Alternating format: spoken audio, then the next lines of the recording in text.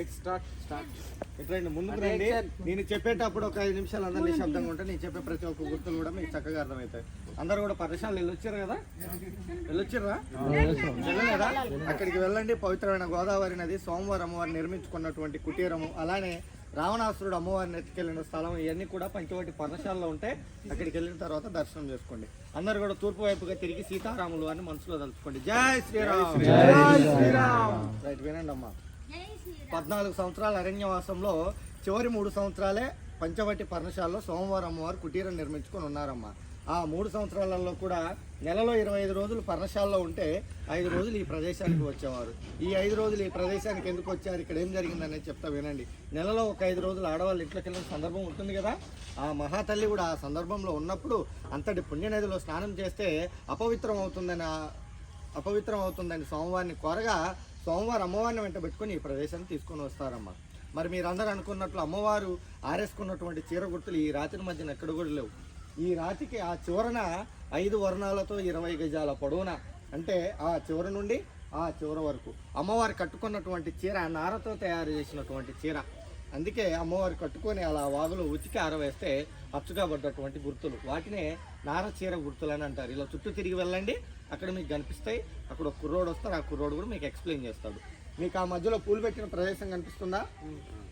ఈ 5 రోజులు కూడా సోమవారం అమ్మవారి ఈ రాతిపైకి వచ్చిన తర్వాత వారిద్దరు కూడా కలిసి కాలక్షేపంగా ఆడుకున్నటువంటి వానగుంటలు అవి. వానగుంటలు అంటే తెలుసా? చింతపిక్కలాటలు. 7 14 గుంటలు 2 వరుసలతో ఉండేవి. కానీ ఒక మునీశ్వరుడు నిజంగా ఇక్కడ సీతారాములు వారు ఉన్నారా, తిరిగారా అనే ఒక అపనమ్మకంతో 10 గుంటలు పగలగొట్టగా మనకి ఇంకా 4 గుంటలు ఉన్నాయమ్మా. ఆ 10 గుంటలు కూడా పగలగొట్టిన పాపానికి ఆ మునీశ్వరుడు అక్కడికక్కడే రక్తం కక్కుకొని మరి మరణించడం అనేది జరిగింది. ఇంకా 4 గుంటలు ఉన్నాయి, వాటిని కూడా దర్శనం చేసుకోండి. మీకు ఇక్కడ ఈ నల్లని చారిక కనిపిస్తుందా? ఈ పూజ చేసి ఈ నల్లని చారిక సోమవారి ఉత్తర్యం నడుముకు చుట్టుకొని భుజానికి వేసుకునే పై పంచా పై కండువా అంటారు. 40 గజాలుగా ఉంటుంది. ఆ చివరి నుండి ఆ చివరి వరకు ఉంటుంది. అలానే మీ వెనకాల ఒక పూజ చేసి 9 అడుగుల రాతి సింహాసనం కనిపిస్తుందా? పసుపు కుంకుమలు చల్లి ఈ 5 రోజులు కూడా అమ్మవారు ఇక్కడ ఉన్న సమయంలో సోమవారం ఇక్కడ కూర్చొని కాపలా కాసేవారట. మరి ఇంత పెద్ద దండకారణ్యంలో రాక్షస భయం ఎక్కువగా ఉండేది కాబట్టి అమ్మవారి కాపలాగా కూర్చున్నటువంటి రాతి సింహాసనం, దాని కిందనే సోమవారి పాదాలు ఉంటాయి. వాటర్ ఎక్కువగా ఉండడం వల్ల మీరు ఆ దర్శనం అనేది ఆ వంతెన మీద నుంచే చేసుకోవాలి. ఆ పైన నుంచే పాదాలను కూడా దర్శనం చేసుకోండి. మరి అమ్మవారి పర్ణశాలను వీడి ఈ ప్రదేశానికి వచ్చిన తర్వాత అమ్మవారి స్నానం చేయడానికి ఆ నీళ్లు కానీ, అమ్మవారు రంగరించి బొట్టు పెట్టుకోవడానికి పసుపు కుంకాలు కానీ ఏమీ లేవమ్మా. అందుబాటులో ఉన్న లక్ష్మణ స్వామిని కోరగా, నాయన నాకు స్నానానికి నీళ్లు పసుపు కుంకాలు ఏర్పాటు చేయి నాయన అని లక్ష్మణ స్వామిని అమ్మవారు కోరగా, లక్ష్మణ స్వామి తూర్పు దిశాన 9 కిలోమీటర్ల దూరాన్ని ఒక 70 అడుగులు ఒక కొండకు ఒక బాణం సంధిస్తే వచ్చినటువంటి జలాలు కళ్ళ ముందు ఉన్నవి మీరు చూసేవి. స్వయాన అమ్మవారే మొదటిగా స్నానం చేశారు కాబట్టి సీతావాగ్ అని పేరు పెట్టి పిలుస్తారు. లక్ష్మణ స్వామి స్వయాన తన చేతుల మీద బాణం వేశారు కాబట్టి శేషు తీర్థం అని కూడా పిలుస్తారమ్మా.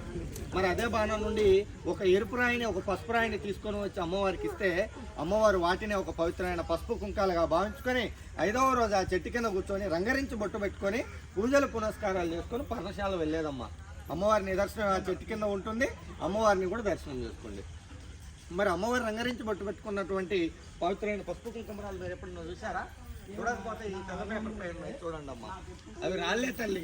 ఒక రాయినరగ తీస్తే పసుపు వస్తుంది, ఒక రాయినరగ తీస్తే కుంకుమ వస్తుంది. అవి మీకు కావాలంటే దేవస్థానం వారు అక్కడ కౌంటర్లో ఇస్తారు, తీసుకొని వెళ్ళండి. వాటిని మీరు తీసుకొని వెళ్ళి మీ పూజా మందిరంలో పెట్టుకొని మీరు వెళ్ళే శుభకార్యాలు కానీ మంచి పనులు కానీ అమ్మవారి బొట్టుతో ముందుగా మొదలు పెడితే ఎటువంటి అడ్డంకాలు లేకుండా అంతా శుభం జరుగుతుందని ఇక్కడ వారి నమ్మకం, స్థానబలం. అలానే అటువైపుగా ఒక రాళ్ళగుట్ట కనిపిస్తుందా? అక్కడే మీరు కూడా ఇలా ముందుకు వచ్చిన తర్వాత అక్కడ నిల్చొని చూడండి. అక్కడేనమ్మా శూర్పణఖ అనే రాక్షసి తన రాక్షస రూపాన్ని మానవ రూపంలో మార్చుకొని స్వామివారిని వశపరుచుకునే క్రమంలో లక్ష్మణ స్వామికి కోపం వచ్చి ముక్కు చెవులు కోసిన ప్రదేశం అంటారు.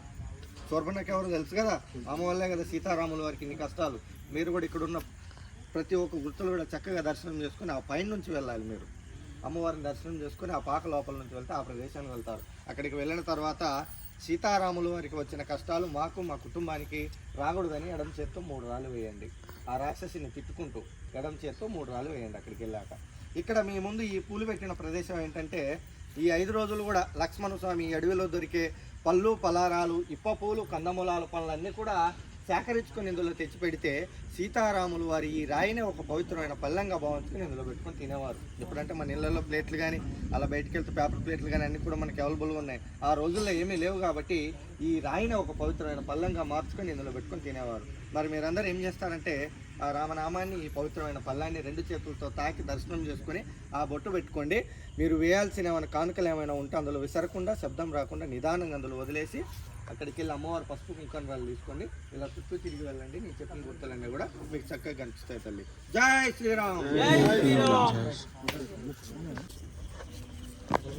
చారికలు కనిపిస్తున్నాయి కదా, గీతలుగా. చారికలు అనేవి ఈ చివరి నుంచి ఆ చివరి దాకా ఉంటాయి. వీటిని అమ్మవారు ఆరేసుకున్న నారచీర ఆనవాళ్ళు అంటారు. 2 చేతులతో తాకి దండం పెట్టుకోండి. ఇవే అమ్మవారి చీర గుర్తు. ఓకే.